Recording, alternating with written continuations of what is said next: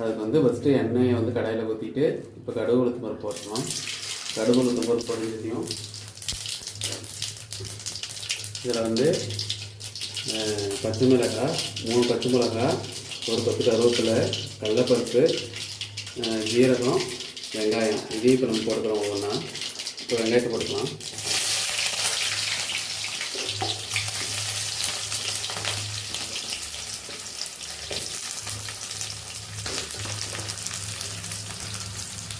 இப்போ ஜீரகம் போட்டுக்கலாம்.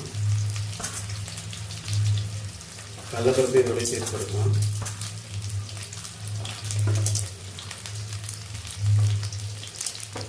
பச்சை மிளகாயும் இதுலேயே போட்டுக்கலாம். கருவேப்பிலையும் போட்டுக்கலாம். இதெல்லாம் சேர்ந்து வதங்கட்டும் ஒரு 5 நிமிஷம். அப்புறம் வந்து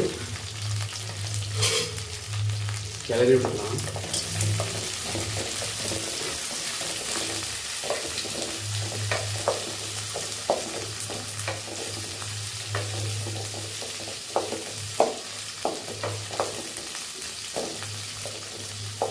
நல்லா வதங்கட்டும்.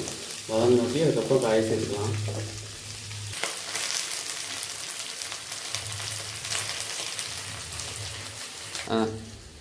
வதங்கிடுச்சு. இப்போ வந்து கேரட்டு, முட்டைக்கோசு, பீன்ஸ் 3 சேர்த்துக்கலாம்.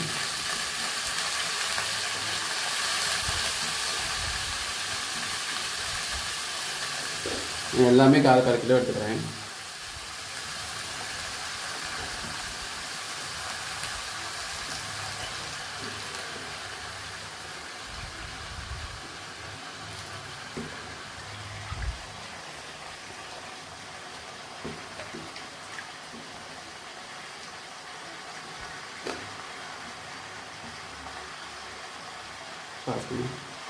இப்போ கிண்டி விட்டுக்கலாம்.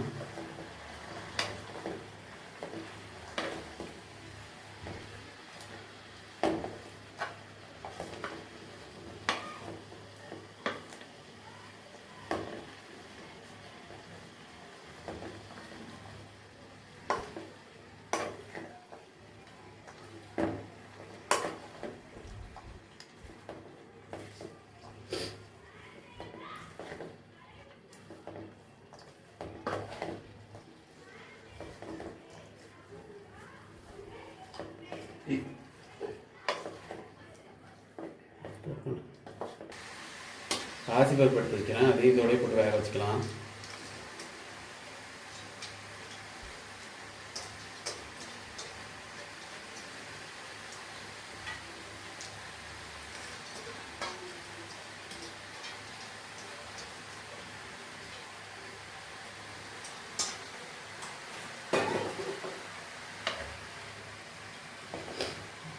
அப்படியே ஒரு கிண்டி கிண்டிக்கலாம்.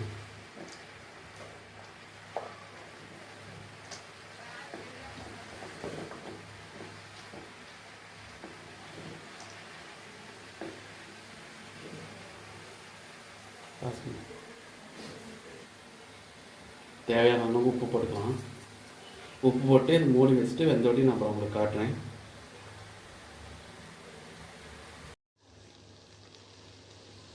பாருங்கள் எப்படி நல்லா வெந்துருச்சு. நம்ம போட்ட கடலைப்பருப்பு, முட்டைக்கோசு, இது பீன்ஸு, கேரட் எல்லாம் நல்லா வெந்துருச்சு. இப்போ வந்து தேங்காய் துருவல் வந்து போட்டு விரைக்கலாம்.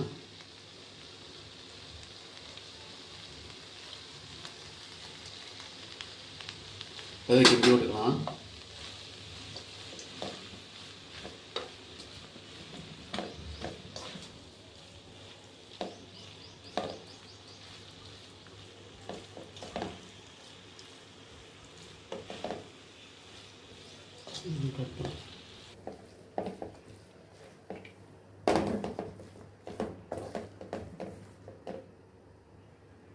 தேங்காய் பூ போட்டாச்சு. இப்போ இறக்கி வச்சுக்கலாம்.